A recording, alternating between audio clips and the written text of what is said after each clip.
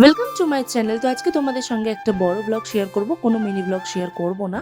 তো এটা হচ্ছে আমার মায়ের জন্মদিনের ব্লগ। প্রতিবারই আমার মায়ের জন্মদিনটা খুব স্পেশালভাবে করি, বাট এবারে সেটা সম্ভব হয়নি। বাড়ির পরিবেশটা খুব একটা ভালো ছিল না।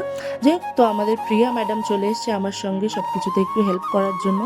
তারপরে আমি চলে গেছিলাম ওই বাড়িতে আমার মায়ের জন্য একটু লুচি আলুর দম বানাবো বা পরোটা বানাবো, সেটাই ডিসাইড করেছিলাম।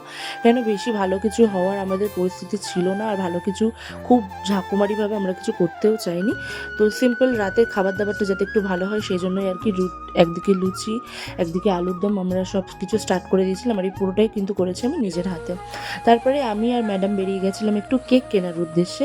আর রাস্তায় এসে আমরা দেখছিলাম নিজেদেরকে কতটা ভালো লাগে।